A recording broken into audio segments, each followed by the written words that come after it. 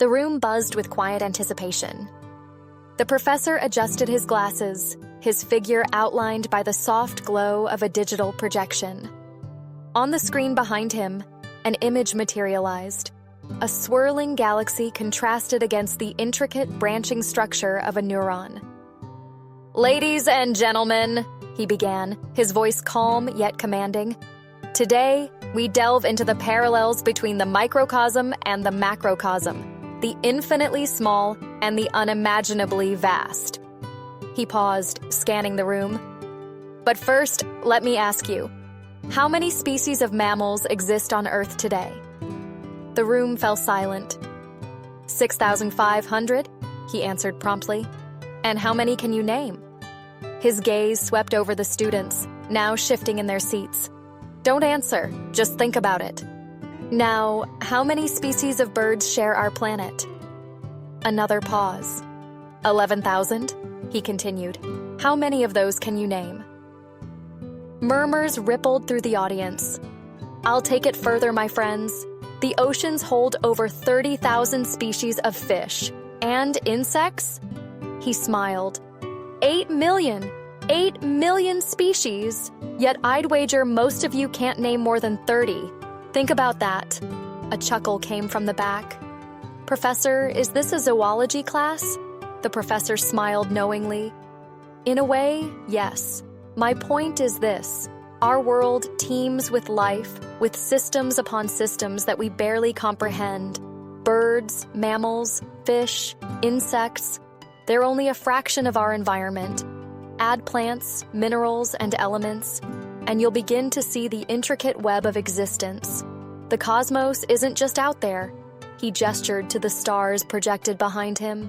"It's here, all around us, and we, each of us, are part of it." He let that sink in before continuing. "But even this intricate world is just a fraction of the macrocosm. Think of the stars you see at night, then remember, those are merely the ones visible to the naked eye. Beyond them lies an infinity we can scarcely fathom." The professor's tone shifted. "Let's zoom back in. Foxes. Everyone knows what a fox is, right?" A wave of laughter swept through the room, easing the tension. "Good. Now, how long do foxes live?" 10 to 12 years, a student offered. "Correct. And what do they eat?" "Small animals, fruits, berries," another chimed in. "Well done. Seems like you know a lot about foxes," he said with a grin. "But let me ask you this. How many bones are in a fox's body? Do they see in color, monochrome, or through some filter? What does raw chicken taste like to them? When do they sleep? Do they dream? Feel cold? Could a fox raised as a pet develop loyalty to humans?" The students shifted uncomfortably. "See," the professor said. "You think you know, but your knowledge is a sliver of what there is to learn. A fox, like each of you, is a universe unto itself." He pointed at a young man in the front row. "You are the whole universe." Then to a girl in the fourth row. "You are, I am. The barista who served you coffee this morning is. The bus driver, your parents, your lovers.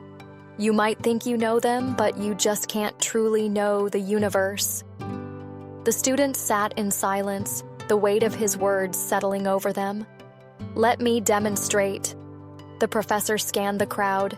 "You two, ladies in the second row, stand up, please. And you, young man in the fourth row."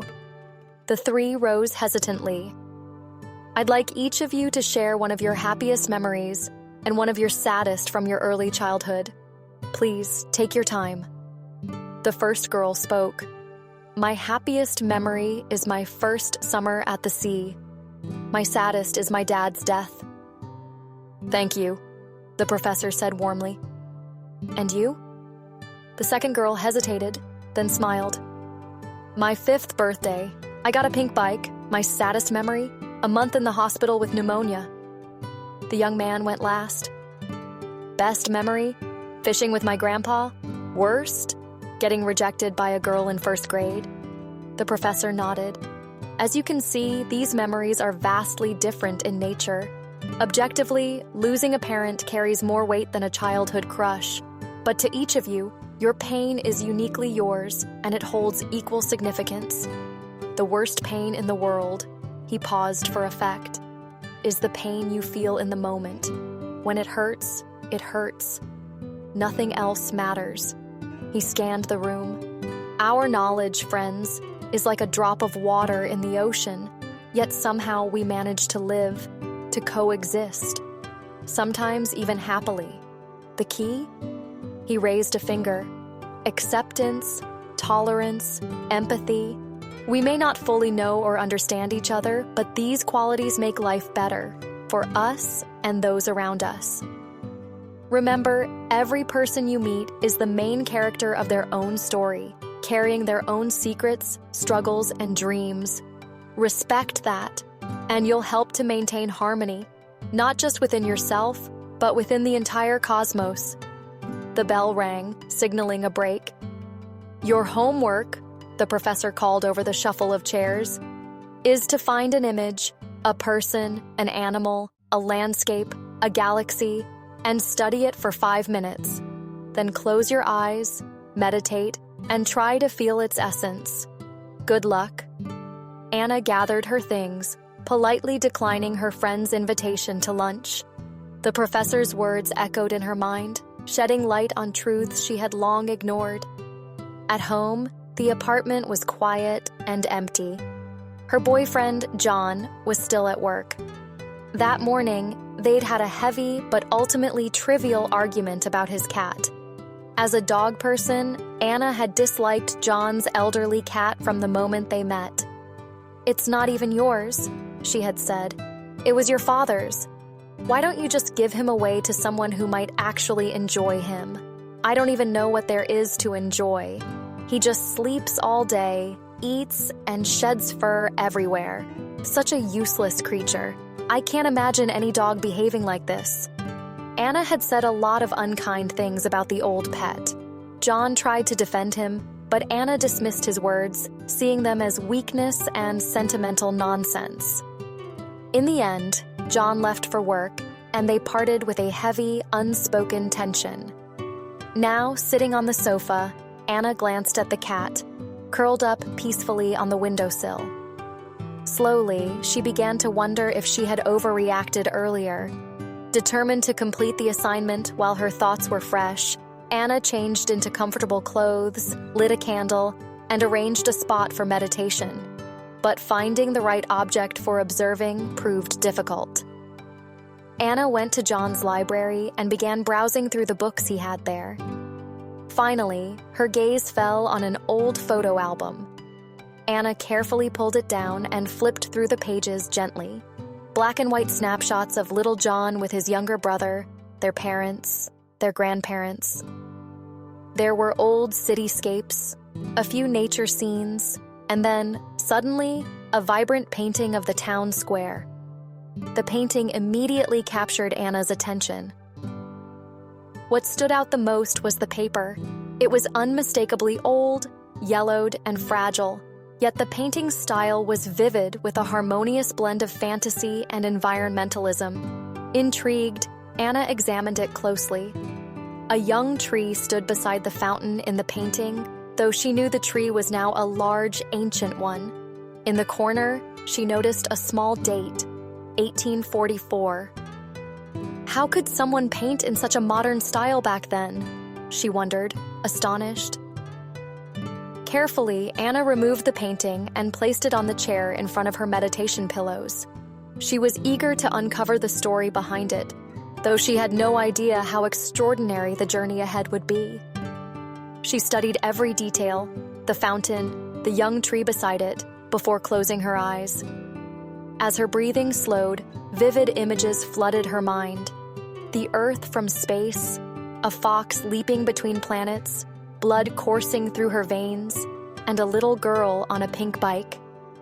Then she saw herself in the town square from the picture. She sat on a bench by the fountain under the young tree, the world around her vibrant and alive. The warmth of the sun, The gentle breeze, the melody of birdsong, all of it wrapped her in peace. She never wanted to leave. Suddenly, she heard voices. "A new girl? It's been a while since we had visitors." "We must tell the artist. She's pretty." Anna opened her eyes and looked around, but there was still no one. "How did she get here?" the voices continued. Anna glanced up and spotted two little birds perched above her. "Is it you talking?" she asked, addressing the birds. "Of course it's us. Who else?" answered one of them. "But can you really talk?" Anna asked, bewildered. "Of course we can. We talk all the time. It's just that here you can actually hear us," the bird replied with a laugh. "I see." For some reason, Anna wasn't surprised. "And what is this place?" "It's a middle realm," said one bird. "An escape world," the other chimed in. "We come here in our dreams like cats do. But you, how did you get here? Are you dead?" "No, I'm very much alive. At least I was 3 minutes ago," Anna replied. "Do you have any mental illnesses then?" asked the second bird. "Hopefully not," Anna laughed. "Though now I'm starting to wonder." "She doesn't look mental," confirmed the smaller bird. "But what else could it be?"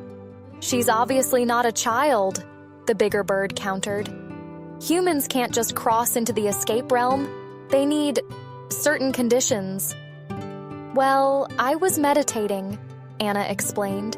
"I found a beautiful old picture and wanted to understand its meaning." "Oh, that makes sense," said the smaller bird.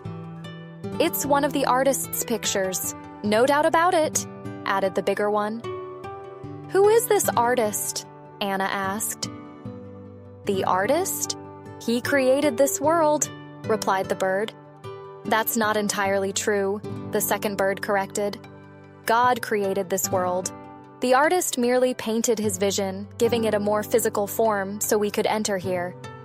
Yeah, and also cats, and dogs, and other animals, and children.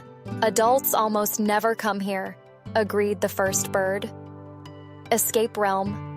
Why do you call it that?" Anna asked. "Do you feel how calm, peaceful, and beautiful it is here?" the bigger bird said. "It's nothing like the real world. We come here to rest. Some people arrive after they die but aren't ready to leave for the other realms yet. Others come when they're too weary of the real world." "Only the artist lives here permanently," the smaller bird interjected. "He succeeded in moving here physically, not just with his mind.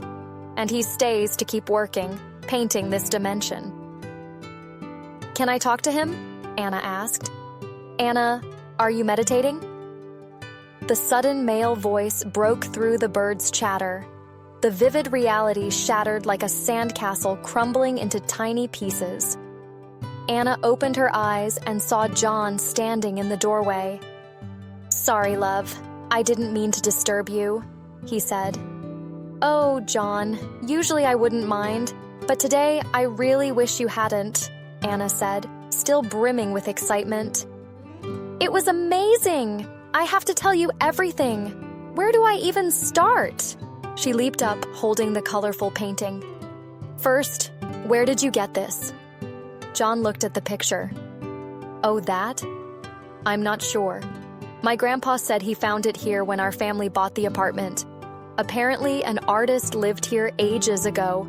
According to family lore, he vanished one day, leaving behind his paints, tools, and a few pictures.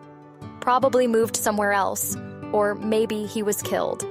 Quite an unusual painting for its time, don't you think?" John slipped off his shoes and headed to the kitchen. Anna stared after him, wide-eyed. "That explains everything," she murmured. "You sound mysterious, my love," John said with a grin. "I'm curious to hear your story. But first, did you feed Oliver?"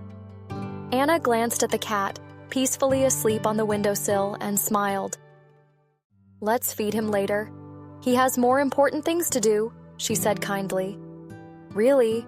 What's changed since the morning?" John wondered. "I think I was wrong about him," she said without looking up. "He's not useless. I just didn't understand him. In fact, he is an entire universe. I can't understand him, but I can choose to accept and respect him." John smiled. Oliver stretched lazily, as if granting his own quiet forgiveness.